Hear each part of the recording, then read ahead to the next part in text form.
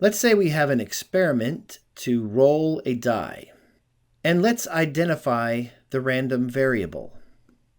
We will do that much like we did in algebra by saying let x equal the number of spots that lands face up. So x could take on the values of 1, 2, 3, 4, 5, or 6. So let's do this. Let's make a table, and in this table we'll have these possible values of the random variable, and then we will put their associated probabilities in there too.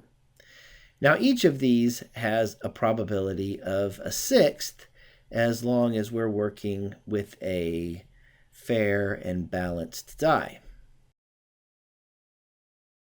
This is what is known as a probability distribution.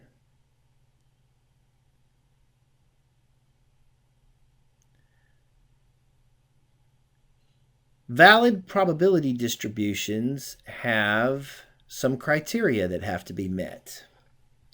First is that each value of the random variable is associated with a valid probability.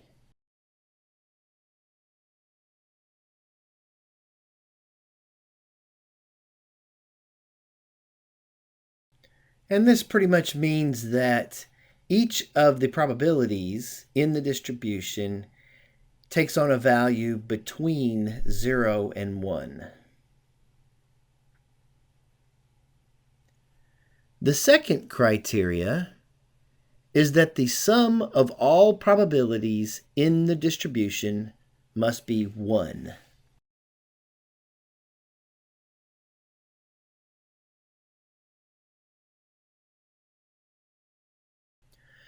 Now, if we use this capital sigma symbol here, it just means add up a bunch of stuff. And then if I say the p of x sub I, that just means that I is just signifying which of these values of the random variable we have here, either 1 or 2 or 3 or 4 or 5 or 6.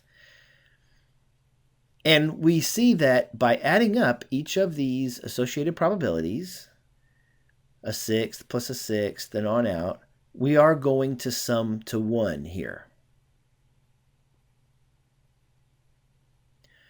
So we do have then a valid probability distribution.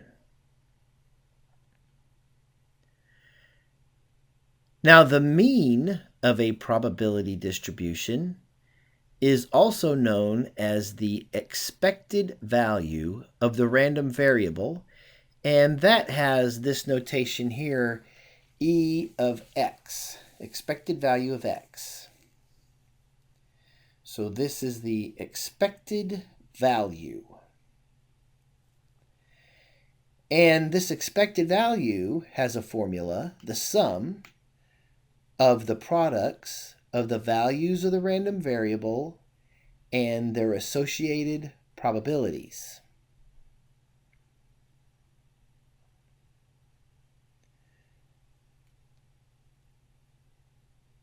So let's do this. Let's add another row to this table, and let's call it the products of the values of the random variable and their associated probabilities.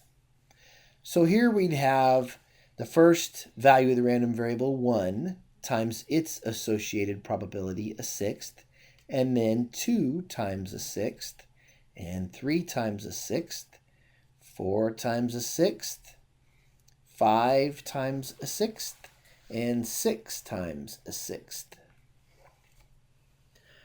So this sum then, the sum of these products of the random variable and their associated probabilities would be 1 over 1 times a sixth plus 2 over 1 times a sixth, and we'll just write these as fractions then, plus 3 over 1 times a sixth, plus 4 over 1 times a sixth, plus 5 over 1 times a sixth, plus 6 over 1 times a sixth.